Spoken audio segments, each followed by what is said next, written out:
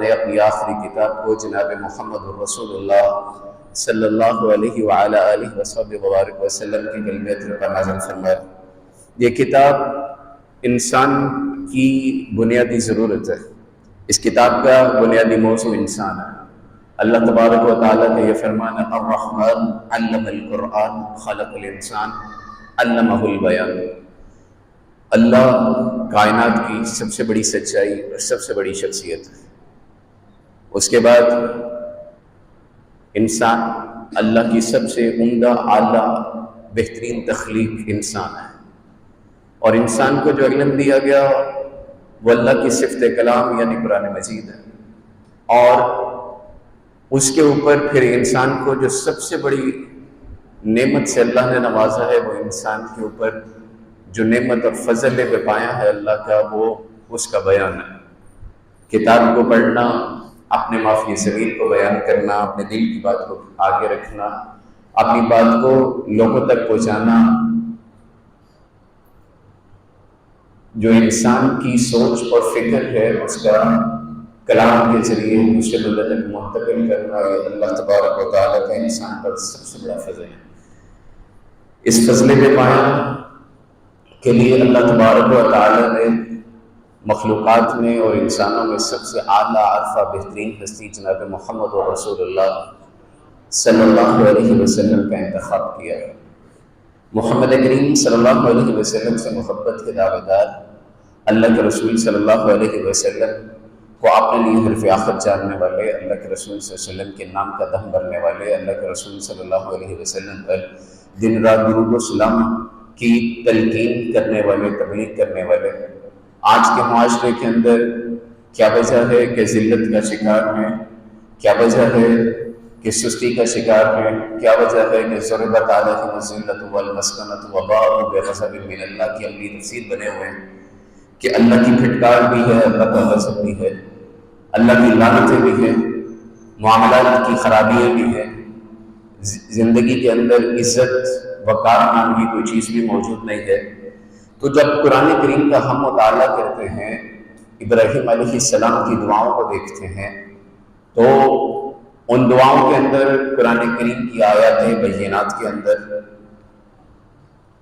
اللہ تبارک و تعالی نے جناب محمد رسول اللہ صلی اللہ علیہ وعلی آلہ وسلم پر پہلے سر آواز تھوڑی کٹاؤ،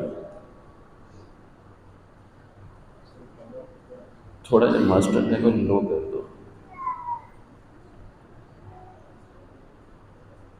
میں اشارہ کروں گا پھر ادھر روک دیں۔ محمد رسول اللہ صلی اللہ علیہ وسلم کی محبت کا دم بھرنے والے، آپ علیہ السلام کو اپنے لیے سب کچھ جاننے سمجھنے والے اللہ کے رسول صلی اللہ علیہ وسلم، ان کے لیے اپنی صبح اور شاموں میں لوگوں کے ساتھ لڑائی جھگڑا کرنے والے وہ لوگ، وجہ اور سبب کیا ہے کہ اللہ کے رسول صلی اللہ علیہ وسلم اللہ کے رسول صلی اللہ علیہ وسلم کی تعلیمات پر عمل کرتے ہوئے ہچکچاتے ہیں۔ بس ٹھیک ہے۔ اللہ کے رسول صلی اللہ علیہ وسلم کی اسوہ مبارک پر چلنا ان کے لیے بڑا دشوار ہے۔ کیا صرف محبت کا دم بھر لینا، کیا صرف اللہ کے رسول صلی اللہ علیہ وسلم سے اپنے پیار اور محبت کی بات کر لینا، کیا یہ نجات ہے؟ کیا اللہ کے رسول صلی اللہ علیہ وسلم کا میلاد منا لینا، اللہ کے رسول صلی اللہ علیہ وسلم کی تعلیمات کو پس پش ڈال دینا، کیا یہ ایک انسان کی اعلیٰ ترین کامیابی اور کامرانی ہے؟ کیا اللہ کے رسول صلی اللہ علیہ وسلم جس مقصد کے لیے اس دنیا میں بھیجے گئے تھے، اس مقصد کو چھوڑ دینا، اس کی بنیاد پہ انسان کو جنت مل جائے گی؟ یہ کچھ بنیادی سوالات ہیں جو سوچنے ہیں، اور پھر سیدنا ابراہیم علیہ السلام کی دعا پہ غور کریں، اور پھر اللہ تبارک و تعالی نے احد کے بعد جو اللہ کے رسول صلی اللہ علیہ وسلم پر وحی نازل کی ہے، ایک آیت ایسی ہے جو سیاق و سباق سے ہٹ کر ہے کہ احد کی جنگ ہوئی ہے، مسلمانوں کا نقصان ہوا ہے، شہادتیں ہوئی ہیں، رسول اللہ صلی اللہ علیہ وسلم کے دل کے بڑے قریب، آپ صلی اللہ علیہ وسلم کے رازدار، جو آپ کے چچا تھے، جو آپ کے ہم عمر بھی تھے، جن سے اللہ کے رسول صلی اللہ علیہ وسلم کو بہت پیار تھا، وہ بھی شہید ہو گئے ہیں۔ اور ان شہادتوں کے بعد اس چیپٹر کے اندر اس موقع کے اوپر قرآن کریم کی جو آیات ہیں وہ یہ بات کہہ رہی ہے کہ اللہ اس جنگ میں اس تکلیف کے بعد کہتے ہیں لَقَدْ مَنَّ اللَّهُ عَلَى الْمُؤْمِنِينَ إِذْ بَعَثَ فِيهِمْ رَسُولًا مِّنْ أَنفُسِهِمْ کہ اللہ کا تمہارے اوپر بڑا احسان ہے، اللہ کی بڑی کرم نوازی ہے، اللہ نے تم پہ بڑا فضل کیا ہے۔ ادھر نقصان ہوا ہے، لوگ شہید ہوئے ہیں، اپنے شہید ہوئے ہیں، دنیا سے گئے ہیں، کٹ گئے ہیں، لیکن اس نقصان کے فوراً بعد کہہ رہا ہے لَقَدْ مَنَّ اللَّهُ عَلَى الْمُؤْمِنِينَ إِذْ بَعَثَ فِيهِمْ رَسُولًا مِّنْ أَنفُسِهِمْ يَتْلُو عَلَيْهِمْ آيَاتِكَ وَيُعَلِّمُهُمُ الْكِتَابَ وَالْحِكْمَةَ وَيُزَكِّيهِمْ۔ اس نقصان کے بعد نہیں کہہ رہا رب، اس نقصان کے بارے میں نہیں کہہ رہا، ایک زاویہ فکر، زاویہ نگاہ دے رہا ہے، ایک سوچنے کا انداز مومنوں کے اندر پازیٹیوٹی انجیکٹ کر رہا ہے، پازیٹیوٹی مثبت انداز فکر مسلمانوں کے دلوں دماغ کے اندر اللہ ڈال رہا ہے کہ نبی تو تھا نا، نبی تو ہے نا تمہارے پاس، یتلو علیہم آیاتک۔ آج معاشرے کو سدھارنا ہے، چیزوں کو لے کے چلنا ہے، اپنے دل کی اصلاح کرنی ہے، اپنے نفس کو پاکیزہ کرنا ہے، اپنے معاملات کو اچھا اور عمدہ کرنا ہے، اپنے گھر کے اندر اسلام کی آبیاری کو کرنا ہے، اپنے گلی محلے کے اندر اسلامی کلچر کو پروان چڑھانا ہے، یہ چیزوں کو لے کے چلنا ہے۔ اب نبی تو نہیں ہے نا، اب رسول تو نہیں ہے، 1400 سال گزر گئے اسے دنیا سے گئے ہوئے، اب پیرامیٹر کیا ہوگا، اب کرنے کے کام کیسے ہیں؟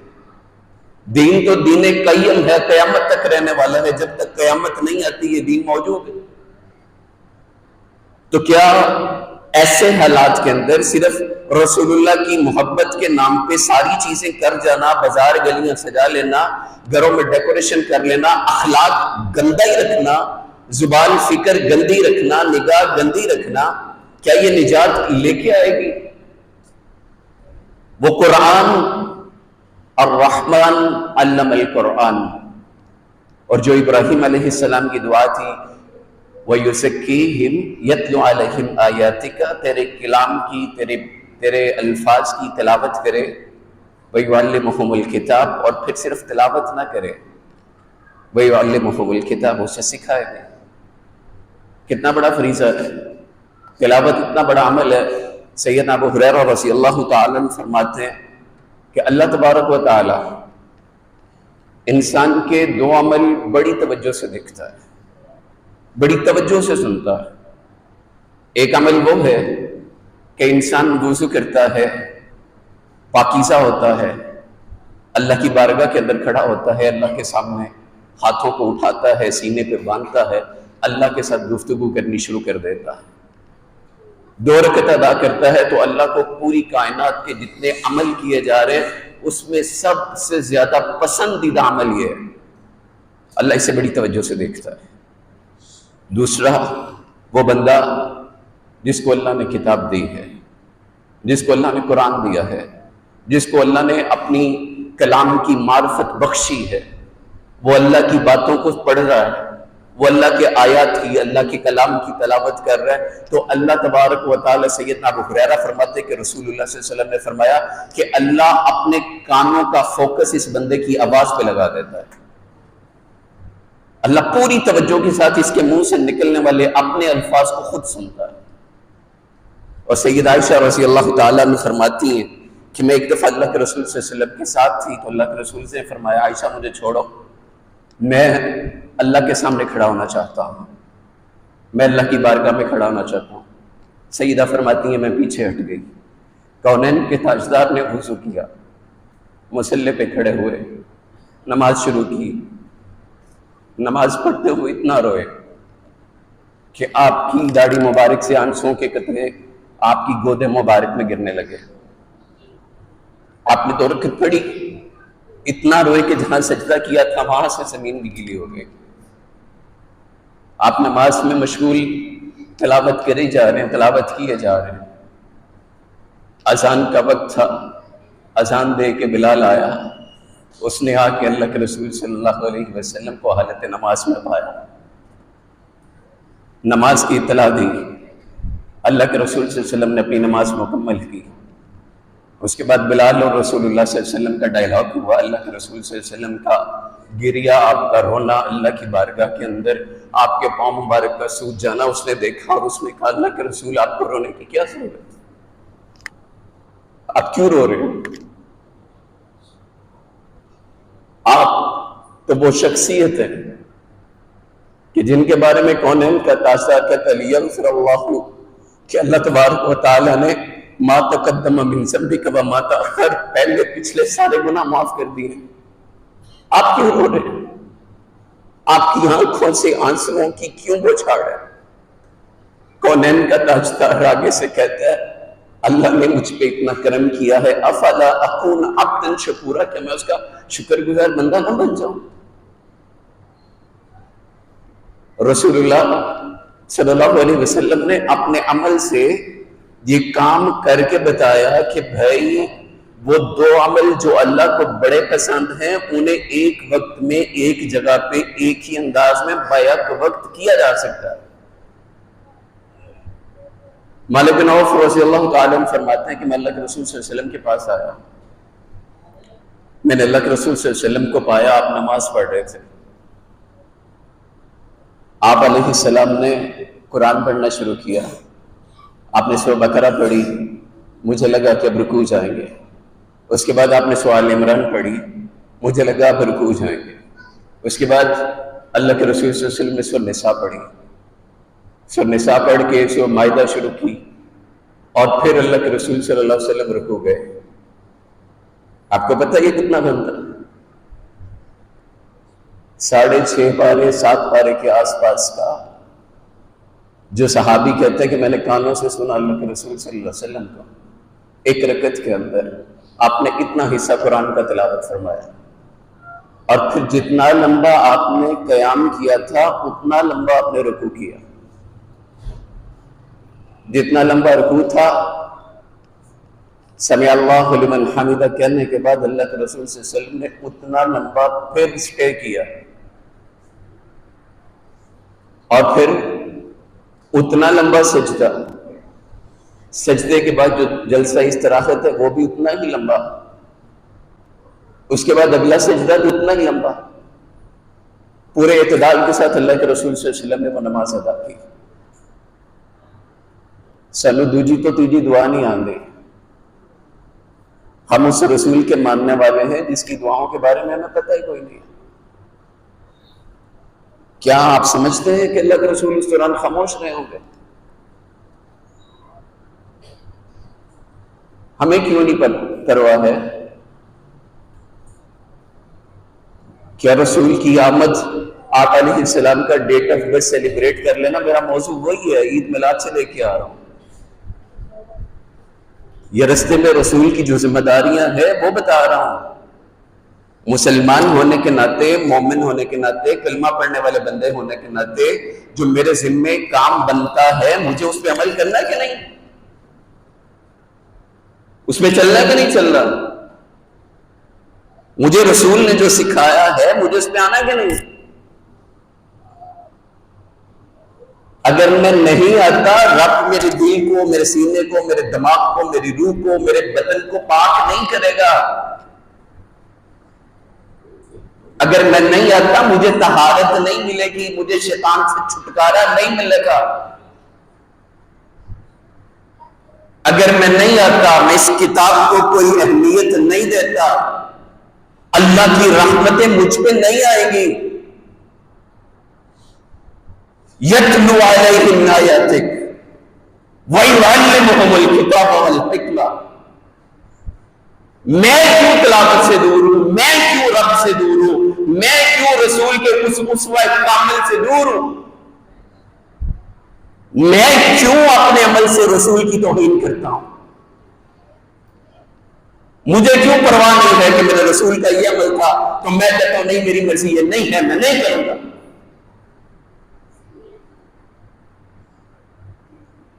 اسباب پوچھتے ہیں ذلت کیوں ہے؟ یہودیوں نے بھی وہی کیا تھا.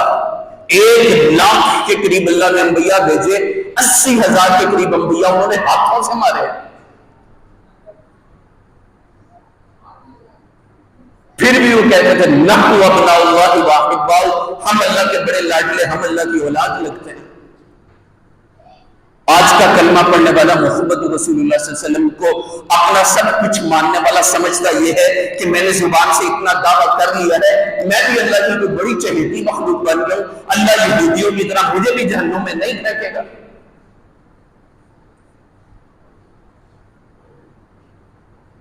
کیا اللہ مجھے یہی معاف کر دے گا؟ ام حسبتم ان تدخلوا الجنہ ولما یأتکم مثل الذین خلوا من قبلکم مستهم البأساء والضراء وزلزلوا حتى يقول الرسول والذین آمنوا معه متى نصر اللہ۔ جب دین پہ عمل نہیں کرے گا، حق کا ساتھ نہیں دے گا، حق پہ نہیں چلے گا، اسلام کو نہیں پکڑے گا، اس کی پاداش کے اندر اللہ تجھے نہیں آزمائے گا۔ اگر آزمائے گا نہیں تو اللہ کی طرف جائے گا نہیں، جب جائے گا نہیں تو شیطان تیرا دوست ہے، شیطان کے پیچھے لگ کے جہنم کی وادیوں کے اندر جائے گا۔ اگر اللہ کے دین پہ چلے گا پھر تجھ میں بیماریاں آئیں گی، آسمان سے آئیں گی، اللہ کی مدد آئے گی، تائید آئے گی، نصرت آئے گی، رسول اللہ صلی اللہ علیہ وسلم کی دعائیں تیری زبان پہ جاری ہوگی، تو اللہ سے مدد کی بھیک مانگے گا، تو اللہ کی کرے گا، تو اللہ کے سامنے سر سجدے میں رکھ کے روئے گا، گر گڑائے گا، رات سے کہے گا اللہ تو میرا مالک، اللہ میں تیرا بندہ، اللہ تو میرا خالق، اللہ تو میرا مالک، اللہ میں تیرا غلام ہوں، اللہ میں کوئی دعوے دار نہیں ہوں حکومت کا، قوت کا، طاقت کا، استعداد کا، اللہ تو کرم کرے گا تو میں بچوں گا، تو نہیں کرے گا میں نہیں بچوں گا۔ جب عمل نہیں کرے گا اللہ نہیں آزمائے گا، رب نہیں آزمائے گا تو پاک نہیں کرے گا، جب پاک نہیں کرے گا تو جنت کس کے لیے؟ بولو کس کے لیے؟ پاک لوگوں کے لیے۔ نبی کا پہلا فریضہ وہی لی، اسے جذب کیا اپنے سینے میں، اس کے بعد بتایا، عمل کر کے دکھایا، وَيُزَكِّيهِمْ، لوگوں کو پاک کیا۔ اور وہ وہی کوئی انہونی چیز نہیں، یہ کتاب ہے جسے قرآن کریم کہتے ہیں، اس کے اندر ہے، کوئی راکٹ سائنس نہیں ہے، اس کتاب کے اندر ہے۔ اور ہم نے یہ رحمتوں کی، برکتوں کی، عنایتوں کی، فضل و کرم کی، جو اللہ کے عنایات کی ایک میٹھا برکھا برس رہی تھی، ہم نے شادی بیاہ کے موقع پہ خریر و دیبا کے غلاف کے اندر اس کو چڑھا کے، دلہن کے سر کے اوپر سجا کے، اور قرآن کو اپروچ سے باہر رکھ کے، ہاتھوں سے اونچائی سے بھی دور رکھ کے اپنے سے اندر، لو جی قرآن کا حق ادا ہو گیا۔ بڑی ضرورت پڑی تو عدالتوں کے اندر لے آئے، کہا اس کے اوپر حلف دے دو، پارلیمان کے اندر لے آئے، کہا اس کے اوپر ہاتھ رکھ کے کہے کہ میں جھوٹ نہیں بولوں گا۔ دیندار ہونے کا، ایماندار ہونے کا، مسلمان ہونے کا حق پورا ہو گیا۔ کیا یہ قرآن اس لیے تھا؟ کیا نبی اس لیے تھا؟ یتلو علیہم آیاتک، ہم نے تو اس کی تلاوت تک چھوڑ رکھی ہے۔ کونین کا تاجدار پتہ کیا کہتا ہے؟ کہتا ہے اللہ خود کہتا ہے۔ کون کہتا ہے؟ اس کتاب کو نازل کرنے والا رب، کہ جو بندہ اس کی تلاوت کرنے میں اتنا مشغول ہو گیا کہ اس کو وقت نہ ملا کہ اس نے مجھ سے دعا کرنی ہے، اس نے مجھ سے کچھ مانگنا ہے، کیا ہوا؟ اسے وقت نہ ملا، اسے اس کتاب نے مشغول کر دیا، وہ اس کتاب کو پڑھنے کے اندر مگن ہو گیا۔ اللہ پتہ کیا کرتا ہے؟ رسول اللہ صلی اللہ علیہ وسلم نے فرمایا اللہ جو اللہ سے مانگتے ہیں ان سے زیادہ اس کو دیتا ہے۔ جڑے اللہ کے ہاتھ چوکے چولی پھیلا کے بیٹھے نے انہاں نالوں زیادہ اللہ قرآن پڑھن والے نوں دیتا ہے۔ وہ بندہ جو قرآن دے اندر اتنا مگن ہے، قرآن اسے اتنا پسند ہے، قرآن اسے اتنا اچھا لگ رہا ہے کہ اسے ہوش ہی کوئی نہیں کہ میں نے اللہ سے کیا کرنا ہے، کیا مانگنا ہے، میرا وقت کتنا گزر گیا، کتنا باقی ہے، اللہ اسے اس سے زیادہ دے دیتا ہے۔ لیکن قرآن کے ساتھ یہ دل لگتا کیسے ہے؟ صحابہ کہتے ہیں ہم نے اللہ کے رسول صلی اللہ علیہ وسلم کو دیکھا، میں اللہ کے رسول صلی اللہ علیہ وسلم کے پاس حاضر ہوا، اللہ کے رسول صلی اللہ علیہ وسلم تلاوت کر رہے تھے، اللہ کے رسول سورۃ طور کی تلاوت کر رہے تھے، 27ویں پارے کی دوسری سورت ہے، اس کے اندر اللہ کے رسول پڑھ رہے ہیں، ام خلق السماوات والارض بل لا يوقنون ام عندهم خزائن ربك ام هم المسيطرون ام لهم سلم يستمعون فيه فليأتوا مستمعهم بسلطان مبين ام خلقوا من غير شيء ام هم الخالقون ام خلق السماوات والارض بل لا يوقنون.